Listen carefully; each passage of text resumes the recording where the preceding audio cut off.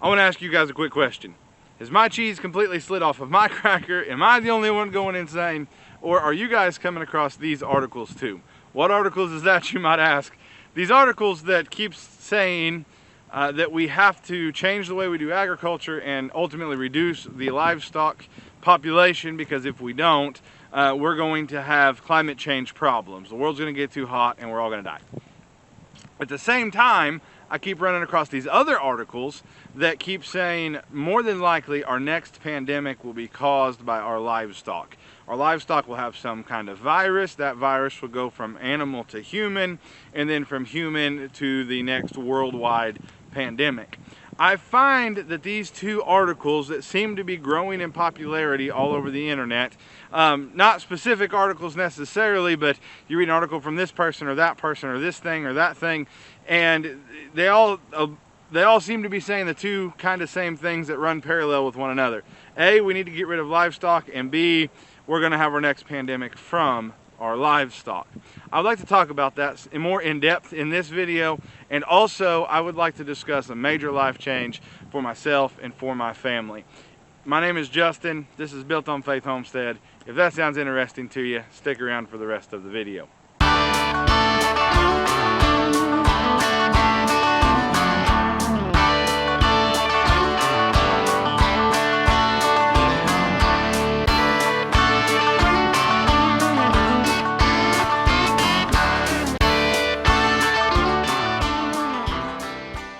Let me give you an example of one such article. This is from Four Paws, which is an animal activist group.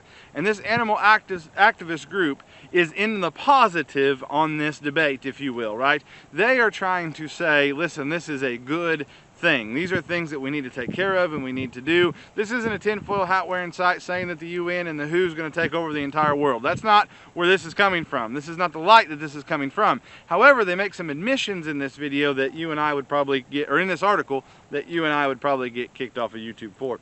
But the headline of the article is, "The next pandemic could come from an American animal industries leading to a deadly outbreak." In July 25th, 2023, a new study by Harvard Law School and the New York universities concluded the next pandemic could start in the United States through animal industries such as wildlife trade, live animal markets, fur farming, industrial animal agriculture, and the use of animals for entertainment. The report examines how humans, livestock, and wild animals interact. With it finding, at present, the United States has no comprehensive strategy, in quotes, to mitigate the disease risk. And so, right off the bat, the fear tactic is we have livestock and animals that you are going to get sick from, right? That is the fear tactic starting out. Now, I will put a description to this article in the link down below, but it goes on to say this. It says, and pay attention, this is something I have been trying to proclaim all across the interwebs as much as I can.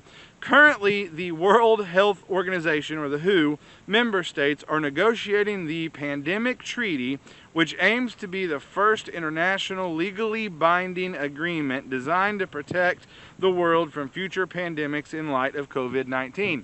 Now, if you make videos like I do, or you post anything on the internet, and you say something about this pandemic accord or treaty being legally binding, there'll be all kinds of stuff down below that says, well, not really, because member states are allowed to kind of make their own rules based off of whatever the UN does. However, that did not apply to this article, which I found interesting. It goes on to say, Jamal, which is from the Four Paws, concluded, we all know now what a global pandemic looks like, but the next one could be far worse with a greater mortality rate than COVID-19 if we don't act globally and focus on prevention at the source rather than preparedness in response. So the call is we need to take care of the prevention aspect instead of just responding to the trouble, right? Which is kind of a good way to think about things most of the time. There is a looming pandemic, it says, and to prevent outbreaks of pandemic potential, the WHO member states must incentivize the implementation of prevention measures within the WHO International Treaty on Pandemic Prevention, Preparedness, and Response, while following, and listen to what I'm about to tell you, this is from the article, while following a holistic One Health approach. And the reason why I am screaming this at the top of my lungs is, once again, there's two stories right now that seem to be growing in popularity, article after article after article after article. Now, I do realize that we are all prisoners to our own algorithms that are built off of us, right? Google suggests this, and then Facebook suggests that, and YouTube suggests that, and all these kinds of things. I understand that. I realize that, which is why I try to go look up things that would be contrary to what the algorithm is maybe trying to build on me, right? And so, what I'm finding is these two kind of stories that seem to run hand in hand. One of them is we have too many animals and too much livestock and we don't do it right and we're going to make the world sick because of methane production, and we have to lower that methane production. We have to convince people that we need to lower it. In fact, if you'll go read out of the COP28 from the UN, if you'll go read major dairy producers, some of the biggest ones around the planet, have signed agreements saying they are going to try to find ways to track and to lower their methane from their dairy production. So I find that story, along with on the next railroad track next to it, the next story is, by the way, the next pandemic and all of that's probably going to come from livestock or agriculture, or going to come from the animals that we interact with to humans, which is why we need to have this One Health approach. One Health approach is kind of like the Beyond Meat, right? First time you maybe ever heard of Beyond Meat, I remember the first time I ever heard of it, Burger King was selling some burger or something that was Beyond Meat, right? And now it's kind of everywhere. You go to the one place and you got Beyond Meat jerky, and then one restaurant's got Beyond Meat chicken, right? The One Health approach is being applied worldwide in all sorts of different places, right? It's not just a UN thing, although it originates or is really being pushed by, if you will, the UN. And so it seems as if they are going to try to use climate change and make that part of this pandemic preparedness accord and treaty that is legally binding, according to the article that we just read, to try to reduce the number of livestock all around the world. Now, that begs the question, okay, now what then? What happens then? How do we compensate for the lost protein in dropping the number of livestock? Well, you either have to compensate it with lab-grown meats, or you have to compensate it with crops, but they're not going to like that because you're going to have to mess up the landscape, right? You're going to have to tear the grass and the trees up in order to make crops. So I think really, if you'll pay attention, you are a methane producer as well, and I kind of think maybe the plan is to get rid of you too.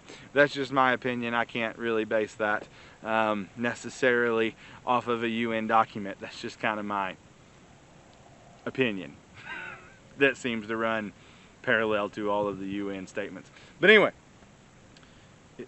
imagine a world where they say you got to get rid of your goats because they're going to make you sick. I have often said, and I've said for many years, I really think gardens is going to be a big one coming up. I think they're going to try to outlaw gardens and food preservation because they're going to try to say there's been a big outbreak and it's because people canned their own green beans or whatever, right? Why? Why do that? Well, they're trying to limit sustainability. Individual sustainability, let me put it that way, so that you can go and you can raise livestock and grow a garden and try to feed your family. They want to limit that because overall they want the whole world to be dependent on the UN, on the governmental body of the world.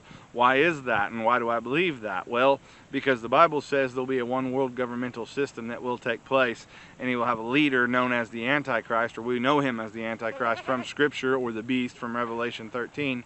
And if you don't comply, and if you don't bow the knee, and you don't take the mark, well then you can't buy or sell, and your head's going to get lopped off. That's the direction all of this is headed, and it's really, really plain and really, really obvious. Even if you don't believe the Bible, it is very hard to deny the fact that there's a one world governmental system called the UN. If you do any sort of studying at all, it's really hard to deny that fact. It's like, okay, so the Bible got one right. Every blind sow finds an acorn every once in a while, right? And so they got one right. What's the big deal?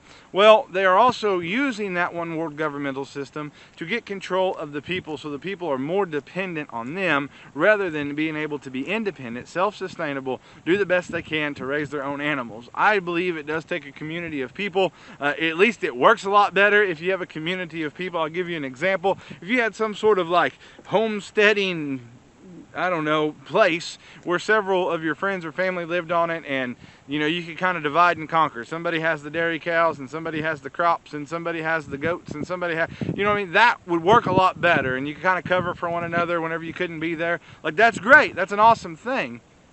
However, that's not what they're shooting for, right? They're shooting for 15-minute cities and control.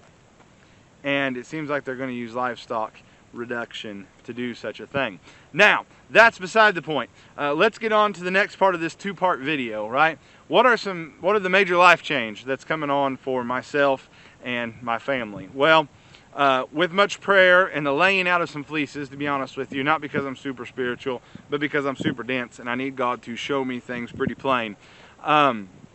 We feel as though and know as though it is God's will for us to step down from pastoring the current church that we are at. And so we are in the process now of stepping down from the current church that we are at.